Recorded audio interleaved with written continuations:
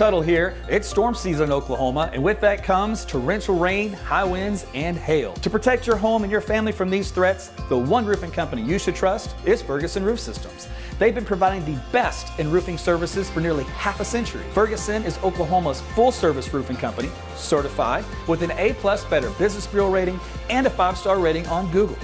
And with Ferguson now offering Class 4 impact-resistant shingles, now is the time to trust them with your home's roof. Get started today at FergusonRoofSystems.com.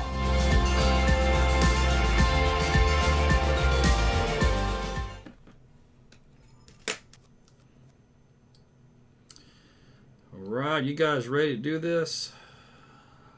From these threats, the one roofing company. All right, so we are good to go. Loaded up on my end. How about you? You loaded up on your end? Welcome. It is about 9:38 here in the weather studios of AT's Weathers. Thanks for joining me. Talking about the threat for severe weather coming up for the next few hours as a cold front dry line kind of merge and move through parts of Oklahoma here for tonight, and then toward daybreak by the time you kind of clear the whole thing out of here by tomorrow morning. And we're going to kind of have about a 6-hour window of some severe weather as a result over parts of Oklahoma. So thanks for joining me. We'll see how things are looking. Out there currently, I've got 73 degrees. I've cooled down a little bit for some highs today, early into the mid-80s. We'll show you those numbers here in a second. If you'd like to get a Tempest weather station like I've got, a little picture right there, real simple, put up on a pole. You can get the QR code on the right of the screen and save you some money on one of those if you'd like. So you got some clouds out there around the region. We're going to see more of those build up here across the metro of Oklahoma City and points to the north as that front arrives. So let's take a look actually at the latest. This is basically a severe thunderstorm watch. So it's not a tornado watch, but it is a severe thunderstorm watch here. And it's kind of a pukey, what a horrible color. It just, I don't know. It's like, I don't know. I can't even describe it. It's like a, I don't know, a muted pink or something. I mean, at least go for the hot pink out here out in western Oklahoma. But anyway, this little area up here in northern northeastern Oklahoma and Kansas is for severe thunderstorms, and we do have some thunderstorms developing up there right now as we speak. So if we take a look at the radar up here, these storms have just been developing over the last 30 minutes. So these are very fast developers. What you have here on the screen, this little fine line that's coming out from the radar running northeast and southwest. So that is a position of the cold front that is starting to work into the state and across northwest Oklahoma. So this will be the trigger to get some of these thunderstorms to go. Now, right now, the thunderstorms are behind the front. In other words, a little bit elevated. But we're going to see what happens with time as this boundary continues to move further southward and it starts to come into an atmosphere that's more conducive for thunderstorm activity. But for right now, you guys are getting all the action into Kansas. And here in central Oklahoma, everything is quiet for the time being. All right, so let's go on to the next course of business. And how about those temperatures today? My goodness, they were into the 90s. Here across northwestern, western, and southwestern Oklahoma, so a few degrees warmer than models had anticipated in the area where it was really dry. Here in Oklahoma City, we split the difference, 82 on the east side, about 86 on the west side.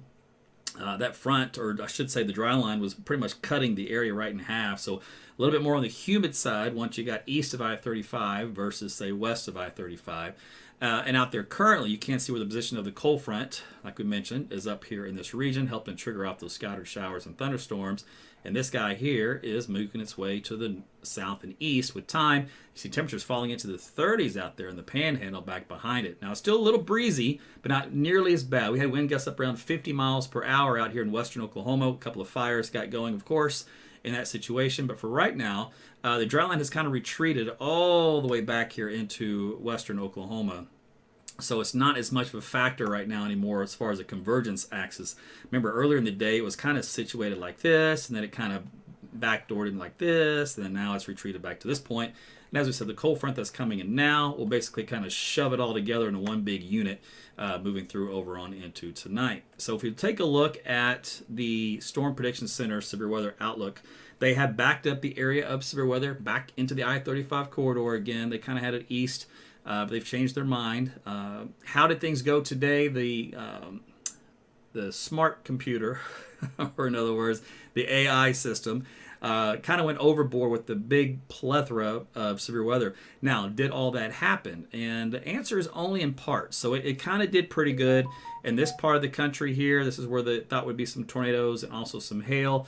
Again, a little aggressive though on the output. And if we see here, there were several hail reports, about 200 of them, all scattered within this area. We had about 7 tornado reports. This is for western parts of Illinois and up here just south of Des Moines. So those were your tornadoes we're located for today. And that was pretty much all the severe weather this afternoon. Now, what about Oklahoma City? How close we get to seeing severe weather with that dry line just to our west? About as close as you can get. And we talked about that at lunch today. It was going to be a hard call.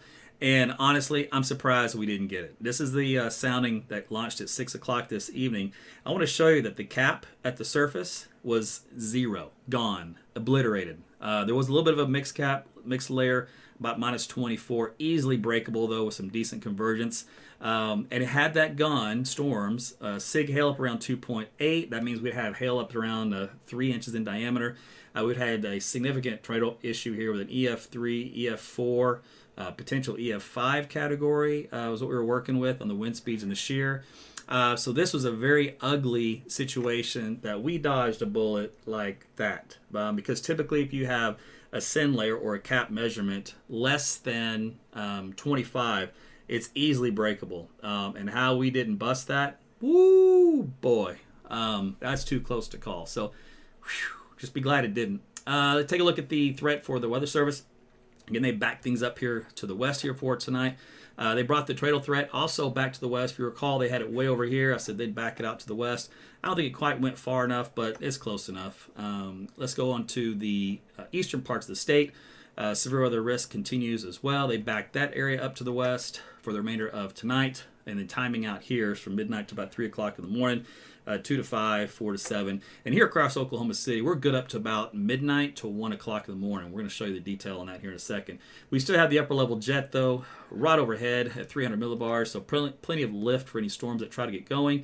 At the lower levels, we do have a lot of lift along the front that'll come through here, this little bright area of red, which indicates that most of the action, as far as atmosphere is concerned, is going to be kind of focused along this little band here as it moves into this region. In other words, the tail end of it here doesn't have a whole lot of mid-level forcing to go with it. It has the frontal forcing, but doesn't have really anything else above that layer, according to the model data anyway. Regardless, this is the look at the dew point values. We're stuck into the 60s for dew points here through midnight, some 70s down here along the Red River into North Texas, and then you can see how the cold front just chops away at that. This is Oklahoma County right here, Canadians. We're already, by the time we head to 2 o'clock in the morning, we've dropped from a dew point value of 70 to a dew point value of 36. So it's going to feel really nice overnight into tomorrow morning. And then all that stuff kind of clears the state, as we said, toward the morning hours. Let's take a look at the cap layer. This is where the cap would break in the atmosphere to provide some storms. Ironically, this is starting off here at the 0 hour, and it had the cap right here basically gone. So this is, you see the clearing skies right here, or the white color. That's where there is no cap. In other words, very weak. You need a surface trigger, though, to help to get something to go. And I talked about that, unfortunately, or fortunately, how you want to look at it. By this point in time, instead of the dry line being right here, the dry line was out here. So if the cap is still holding closer to the dry line, except for a couple little spots right here, it wasn't big enough. We didn't get any storms, but boy, was that a close call. Regardless, as we go through the evening hours, you can see how that cap erodes out ahead of the front here in central Oklahoma around the midnight hour, and that extends on out to the east overnight. So again, a very uncapped atmosphere overnight tonight. So we should get some thunderstorms continue to develop. If we look at the tornado parameter, in other words, a significant tornado parameter, which means EF2 or higher potential as far as ingredients are concerned, and we just take a look at this, you can see this big bullseye here. You have a value of 8.8. That's pretty much off the chart. They don't go a whole lot higher than that, and when they do, the effective layer for that ends up being in like a EF4 type tornado intensity level. It's off the charts. In other words, it doesn't even compute in analog data. But obviously, you're going to have significant hail. It'll be a supercell, and right here, this still does have a little bit of a cap. But again, that boundary can break that as it comes through. But the question is sometimes too little, too late. They've got to fire ahead of that boundary so they don't get undercut by the front itself. If that's the case, it robs the storm of producing a tornado. But the point being is the atmosphere is pretty volatile here across central Oklahoma, and this goes for eastern Oklahoma tonight. So I would not be, again, surprised to see a few tornadoes overnight here across the eastern half of the state. And that little batch of favorite atmospheric conditions over eastern Oklahoma all the way up to about daybreak, 6 or 7 o'clock in the morning. Then it shifts on into Arkansas, and then it weakens pretty dramatically once you get to the mid-morning hours. So again, Arkansas, the western side of the state, obviously under the gun as well. Let's take a look at the 10 o'clock hour. Here is the shear and cape overlays. We've got that anchored here in central Oklahoma through 11, through 12, and then here's 1 o'clock in the morning, chipping away here at the metro. So there's 2 a.m., so that means all the instability, everything is now pressing away from Oklahoma City, putting off to the north and east. Same thing for Tulsa. You guys are still under that gun around 3 o'clock in the morning, but then it's all south and east of you. Down here along, say, Ardmore, by about 3 o'clock in the morning, you get clear. And then like McAllister and southeast Oklahoma through the daybreak hours. That's where all the cape and instability and the shear is going to be to feed any storms that get going. We do look at the model data to try to see if they've finally wised up to the front, and here we go. They finally did. Remember, we would look at this last 2 days in my lives, and at first they kind of had the cutoff up here. Then they kind of drug a little thing here. Then they had a little one down here, and they kind of kept Oklahoma City out of it. Now this latest run at the 1 o'clock hour does say that we'll get some thunderstorms through here along with that boundary. So again, if it happens along the boundary, we might be okay, because again, it might be kind of an outflow dominant situation where it's kind of an elevated type thunderstorm. Because the cap just barely held to keep those from becoming surface based. So we'll see. That's not a guarantee, but that's what the look and the radar data is indicating. Let's keep our fingers crossed that's the case. Otherwise, you can see that line continues overnight tonight. There's 3 and 4 o'clock in the morning through Tulsa, and there's southeast Oklahoma, more storms through McAllister at daybreak. And then by the time we hit at 8 o'clock in the morning, they're finally out.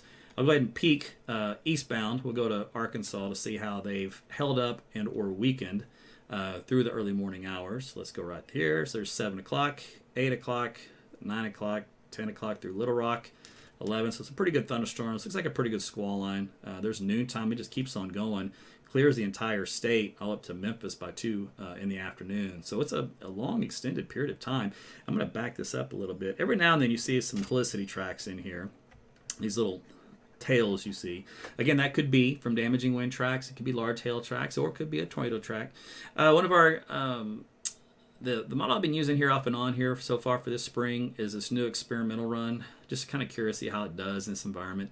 Right now, it's favoring these thunderstorms to get going behind the front. If you notice, this hard line in the sand is representative of the cold front, and the storms are firing along it, but then developing back behind it. So what that tells me is again, it's going to be elevated in nature according to the model data. Now this one looks like it might try to ride the front for a little while there in southeastern Kansas. If so, again, that could help boost the tornado potential. These here in Oklahoma, it seems to think they're right behind it, but then they catch up to it, out ahead of it as they start to work in the Tulsa area. So just kind of keep in mind. Down here in Dallas, a surprise event down here, you guys, that front supposedly is going to light up some thunderstorms for you guys to get some large hail overnight here in Dallas-Fort Worth. Right around 3 or 4 o'clock in the morning. Those thunderstorms line up all the way down to central Texas, and they continue from eastern Oklahoma up through Missouri as we head toward the daybreak hours. So not only Arkansas getting wet with some storms, but also Missouri. This particular model, though, does weaken them quite a bit. Not as much of a solid squall line like the other ones did, but regardless, there'll be some thunderstorms going through the early afternoon out there. The tech model, I'm really disappointed. It kind of flip-flopped on me. And it kind of keeps most of the storms really into Kansas tonight. Only has a couple, and that's it. Way down southeast Oklahoma, McCurtain County, and otherwise Arkansas for the morning hours. So that model went kaput on me. I'm just going to ignore it. Let's take a look at the wind shift line. So again, the winds are still up. They're not bad. They're like 10 to 15 miles per hour right now. There's still some gusts occasionally. And then we'll get that north wind with that brief frontal passage here around 1 or 2 o'clock in the morning. It'll be a little windy behind the front. These winds sustained up around 15 knots, and so you'll get gusts up around 20, maybe 25 miles per hour.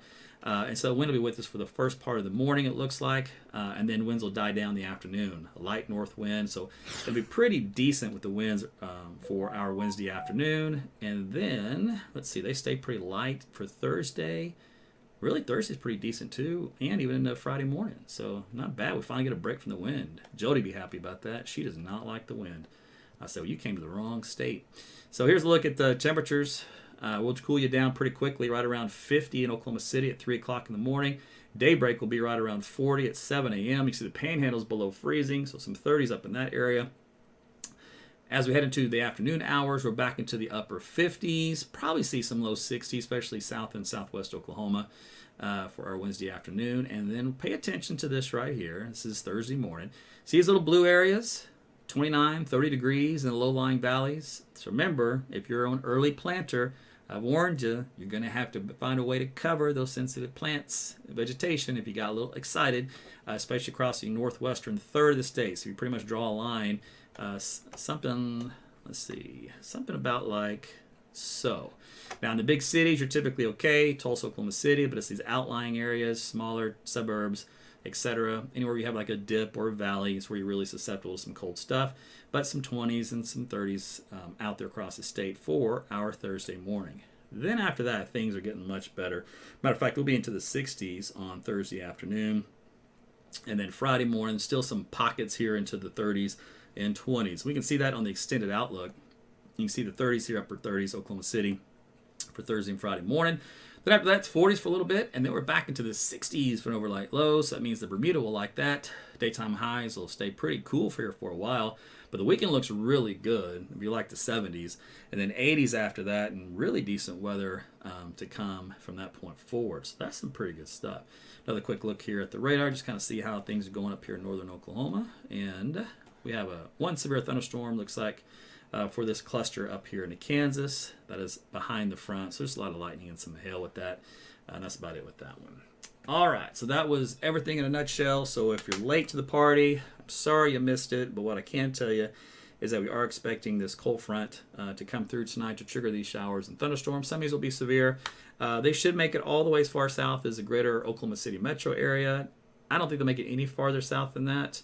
We're kind of on the south end of that activity, but it will move to the east and southeast from there. So that means a good bit of eastern Oklahoma will get some rain tonight. Some of that, again, will be severe. Potential for large hail, damaging winds, and yes, a couple of tornadoes, unfortunately, overnight. So in that particular case, obviously, weather apps are good, like mine, AT's Weather to Go. You can get on Apple, Google Play.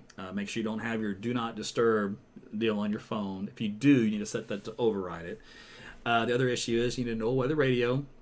If you don't have one, you can tap this broadcast if you're on your mobile.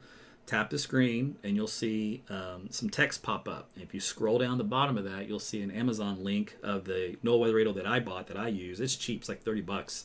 So you might save $1 if you buy it there. I think it's you'll get it, I think, next day or something like that for Prime. At least it used to be. So you can get a NOAA weather radio. That's always good to have. Let's see. Sirens, of course, are usually for outdoor use. You may not hear them inside your home. They're not really made to penetrate through your walls. But you might hear, them into the distance. But regardless, you got to have multiple ways to get severe weather this time of the year. By the way, on Facebook, if you were late to the party, click that link I just posted. That way you can get a notification directly from me through your Facebook Messenger when I go live, so you don't miss it. I will be up tonight for a little bit longer because I'm still working on my taxes. I promised my CPA I'd get them done today. I still ain't done. So I'll still work on those and keep an eye on the radar. And that way, if something like this get out of control, I can probably, do a cut in. But I will tell you this, at some point I got to sleep too, right? So I'll try to stay up as long as I can to kind of keep an eye on things, but just make sure you just have multiple ways to get warnings. Let me check your comments here real quick. First off, you guys on YouTube, thanks for tuning in as always. Edward Jones, coming in from Big Cabin.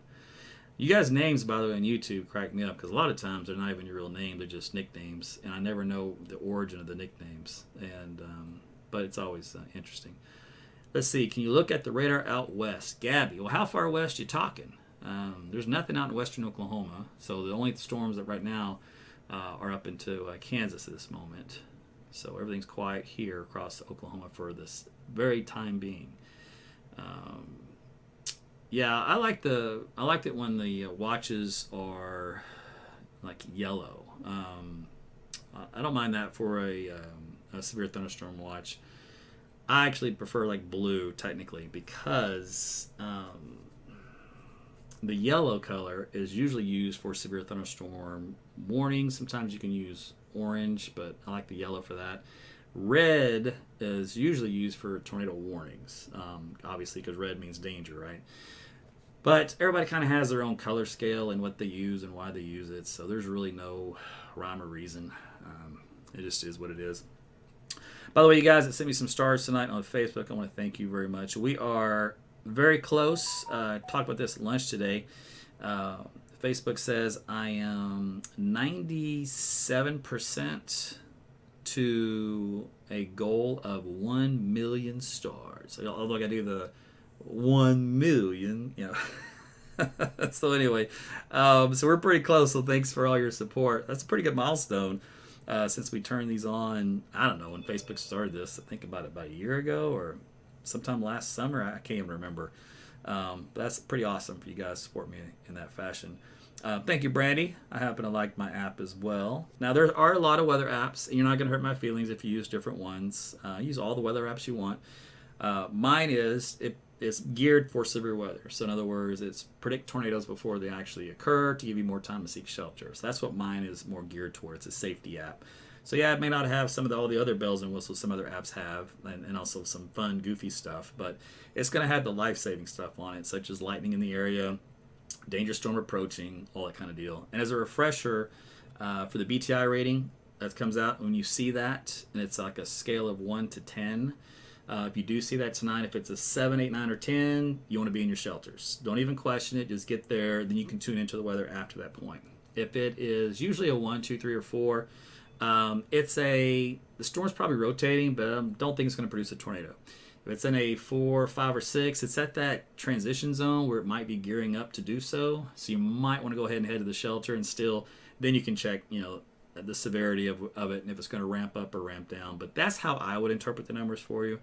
But usually in the statistics and all the stats from all the cases, usually if it's about a 7 or higher, it's a guaranteed tornado. So that's kind of a heads up on the BTI rating that you get. So Amber, yes, Tulsa was in the threat for a tornado overnight. I can show you that map again. Some of you, of course, jumped in late. We talked about, as usual, all the hows, whys, and whats, and what for, and what nots. But I will give you the short version as soon as I get this thing loaded. Right. Let's do this. Oh, wrong one.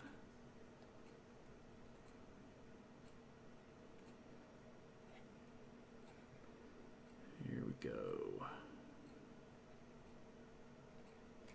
Okay. All right, so this is their severe weather outlook from Tulsa. So you guys are in the slight risk for tonight. Moderate risk from Muskogee, just east of McAllister to Hugo. And then, of course, by the time you get to Arkansas, they have it on a moderate risk, but rather than enhanced. I don't know. Some of the models kind of have it diminishing a little bit in intensity. You probably could just keep enhanced the whole way instead of the moderate, but that's splitting hairs. As far as timing goes for you guys, between really Tulsa's best window is between about 2 through 4 o'clock. So from west to east through the city is for your outlook. And as far as anything specific when it comes to tornadoes, we can look at that as well. Let me go pull up this guy here. So this would be the tornado threat for tonight into early tomorrow morning. So you can see it just has the western fringes of the severe weather risk tonight, just about to I-35 here in the green, which is a low probability. Tulsa, you're almost on the 5%. Your southeast part of the county is, and then this is a probability deal. So let me tell you, be honest with you. So would you see tornadoes here, like one there, one there, one there, one there? Sure. Could you have one here? Can you have one here? Yep. Can you have one here? Yep. Can you have one here? Sure can. Can you have one here? Yep. You sure can. The only difference is this is like a confidence factor from the forecaster, which means they think that the magnitude of, let's just say, from a distance, right? From a one point, the probability of seeing a tornado from that point. It's a way to try to visualize probability to where you have a higher likelihood of seeing a tornado where you got the bullseye say for example in this area. Doesn't mean you can't have one, in these lesser areas. It just means that bulk of the activity should be confined in the more shaded colors that you go. So, in other words, could we have one in this green area? Sure could. Could we have one here just outside the green? Yep, sure can. That happens too. Humans aren't perfect, so this is a best guess situation. But regardless, that is where the threat is for tonight. So if you're just tuning in, wondering where the tornado threat is, that is the outline of it. So good questions. I'm glad you asked that. I don't think I covered that in detail like I did earlier. There's always so much to tell you, and I always have. So I try to squeeze so much in because I know you guys, you don't have all the time in the world, and you're like, get to it, Aaron. But I like to build up. It's like telling you a story. And now, if you all were made like my wife Jody, she could tell you the right in the middle of the story and then walk off, and then that's good.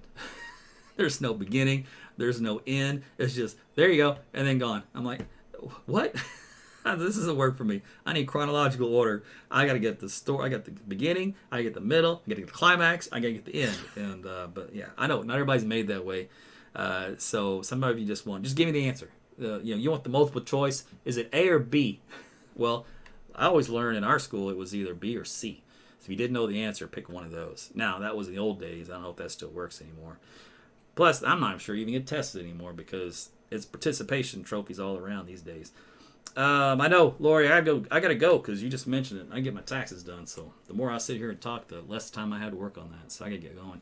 But you guys, thanks again for tuning in tonight. I'll watch things here for a while for you. If you hear a bump in the night, just kind of check on things. Pull up the weather app, see how the radar is looking, make sure there's no tornado warning heading your way, and then you can go back to bed. And then otherwise, I will talk with you another time. Take care.